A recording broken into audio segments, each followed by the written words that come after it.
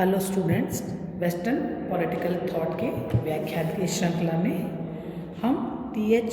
Green के विचारों का अध्ययन कर रहे हैं। आज की क्लास में हम ग्रीन के मेटाफिजिकल थ्योरी यानी कि आध्यात्मिक सिद्धांत के बारे में समझेंगे कि वो आध्यात्मिकता, क्योंकि हमने कल की क्लास में आपको बताया था कि उन्होंने 3 विषयों पर अपने विचार प्रकट किए और उनमें उनका आध्यात्मिक सिद्धांत महत्वपूर्ण है। ग्रीन के आध्यात्मिक विचारों को हम देखें तो हम देखते हैं कि इमैनुएल कांट की जो स्पष्ट छाप उनके विचारों पर दिखाई देती है।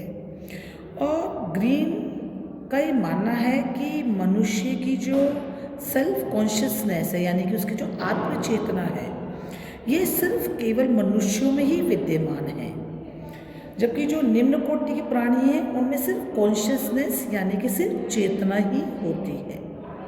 सिर्फ संसार में मनुष्य ही ऐसा प्राणी है जिसमें विचार शक्ति होती है।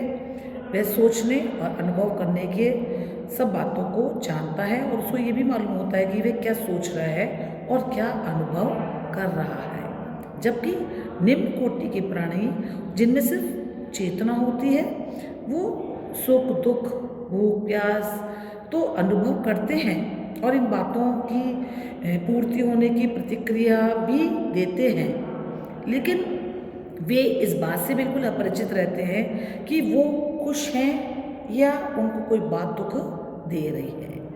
तो ये ग्रीन यहाँ पे मान रहे हैं कि सिर्फ उन मनुष्य जाति में ही ऐसी आत्मचेतना की अनुभव होता है उनको कि जब वो दूसरों के अनुभवों और विचारों को अपने अनुभवों और अपने विचारों से संयुक्त करते हैं, क्योंकि मनुष्य की जो सेल्फ कॉन्शियसनेस है उस यानी उसकी जो आत्मा है वो चेतना से की क्षणिक स्थितियों से उसको मिलाया नहीं जा सकता।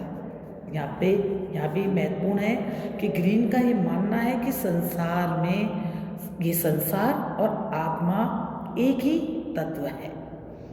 यहाँ पर ग्रीन के विचारों को हम देखते हैं तो उसके दार्शनिक सिद्धांत हमको यद्यपि थोड़े से क्लिष्ट दिखाई देते हैं, लेकिन फिर भी अगर हम मूल रूप से या बहुत साधारण शब्दों में ग्रीन के दार्शनिक विचारों को जानें तो हम ये देखते हैं कि ग्रीन के लिए संसार में 3 तत्व इम्पोर्टेंट है।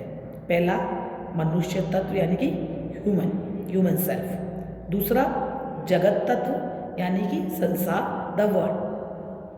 और तीसरा तत्व जिसकी वो बात करता है परम तत्व यानी कि गॉड।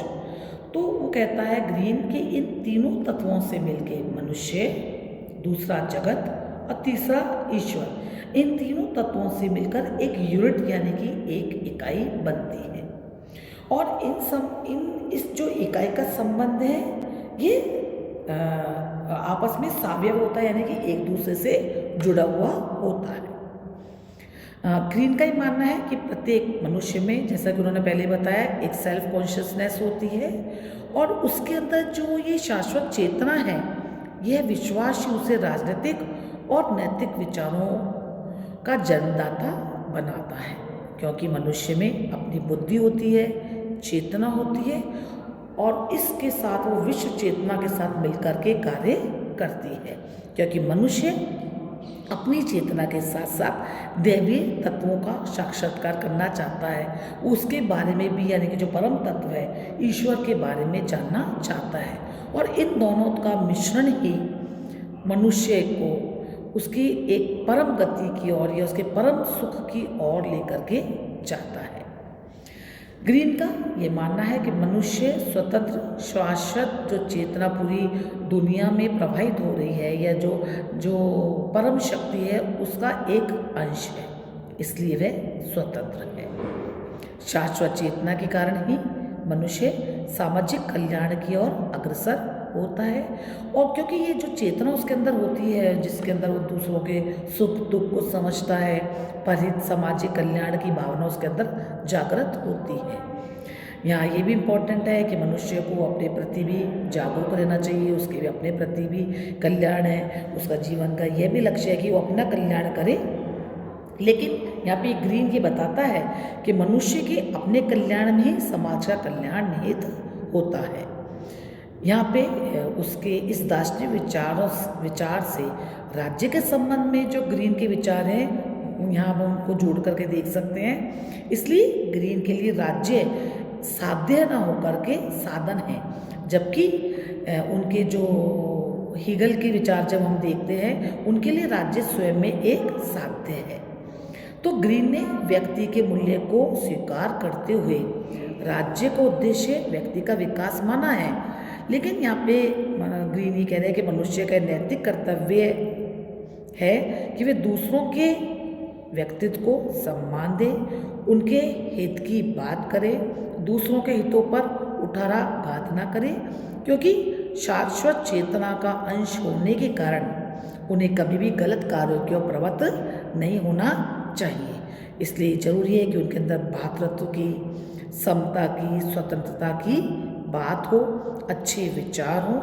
और इन्हीं विचारों से प्रभावित होकर के ग्रीन ने राज्य के कार्यों के नकारात्मक जो उसका दृष्टिकोण है उसको भी स्वीकार किया है। वह कहता है कि राज्य मनुष्य के नैतिक जीवन के मार्ग में आने वाली बाधाओं को दूर करता है और अरस्तु की भांति उसे श्रेष्ठ कार्यों के लिए अवसर भी प्रदान करता है। और राज्य के कानूनों के बल पे मनुष्य को नैतिक नहीं बनाया सकता, बल्कि राज्य एक ऐसा नैतिक जीवन के लिए वातावरण बनाता है जो मनुष्य के नैतिकता के विकास के लिए आवश्यक है। तो राज्य का लिए आवश्यक है कि वे ऐसी अवस्थाएं उत्पन्न करें जिसके अंतर्गत नागरिक अपने नैतिक विकास की ओर अग्रसर हो सके। तो हम ये देखते हैं कि ग्रीन के उपयुक्त जो भी हमने आध्यात्मिक विचार दे रहे हैं, यहाँ वे राज्य को व्यक्ति के लिए आवश्यक मानता है, क्योंकि उसका ये मानना है कि व्यक्ति अपने उच्च नैतिकता के स्तर को राज्य के बिना प्राप्त नहीं कर सकता। और यहाँ हम देखते हैं कि वह राज्य को अन्य सभी संस्थाओं में श्रेष्ठ मान रहा है। यहाँ पे हम देखते हैं कि ये विचार वो हीगल के उसके विचार दोनों के विचार समान दिखाई देते हैं। लेकिन एक बात पे जहाँ व्यक्ति के व्यक्तित्व को महत्व देने की बात आती है, वहाँ पे उनकी विचारधारा, ग्रीन की विचारधारा हीगल की विचारधारा से विपरीत दिखाई देती है।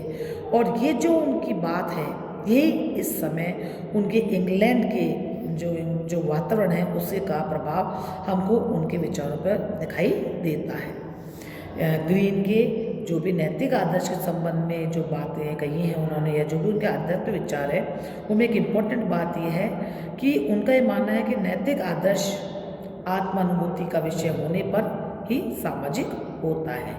और उनकी ये धारणा ही आचार शास्त्र को, नीति शास्त्र को राजनीति शास्त्र में समाहित करती है कि जो राजनीति का जैसा विषय आचार शास्त्र, नीति शास्त्र, नैतिकता के मार्ग को अपना करके ही आगे बढ़ सकता है और मनुष्य का कल्याण कर सकता है। धन्यवाद।